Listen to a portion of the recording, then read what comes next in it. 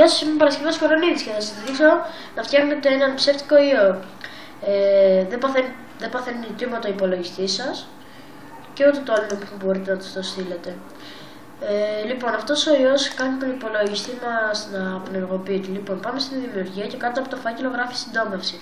Πατάμε στη συντόμευση και μας λέει εδώ πέρα, μας δείχνει κάτι να γράψουμε. Λοιπόν, αυτό που θα γράψω τώρα θα το γράψετε κι εσείς.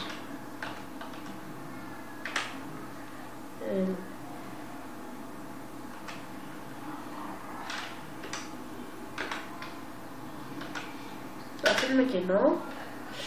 Που είναι η παύλα, που είναι η παύλα, παύλα, S. Αφήνουμε πάλι κενό. Ταφ. Και μετά εδώ πέρα θα γράψουμε δίπλα από το ταφ σε πόσα δευτερόλεπτα θέλουμε να κλείσει ο υπολογιστής μας. Πατάω 10.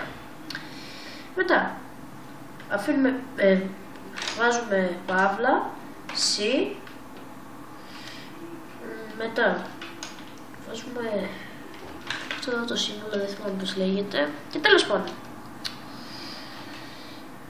Και γράφουμε εδώ πέρα, ας πούμε, όταν θα ανοίξει ο ιός, τι να μας λέει. Εγώ θα βάλω danger. Και μετά πάλι βάζουμε το σύμβολο που βάλαμε αρχικά. Και μετά πατάμε επόμενα και εδώ μας λέει το τίτλο που θέλουμε να βάλουμε. Θα βάλω ιός. Πάμε τέλος.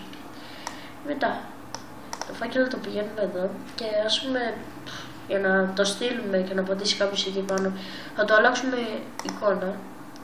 Πατάμε δεξί κλικ ιδιότητες και πατάμε αλλαγή εικόνη 2. Πατάμε αλλαγή εικόνη 2 και θα μας βάλει εδώ πέρα κάτι πράγματα που μας γράφει. Πατάτε OK και διαλέγετε ένα. Πρέπει να τσχάρει, εγώ θα διαλέξω το αστέρι. Πατάμε OK και να εδώ ο ψεύτικος ιός μας. Λοιπόν, πατάτε πάνω, διπλό κλικ και βλέπετε ότι βγάζει ένα πραγματάκι. Και σε 10 δευτερόλεπτα θα δούμε ότι σε 10 δευτερόλεπτα θα κλείσει ο υπολογιστής. Λοιπόν, αυτά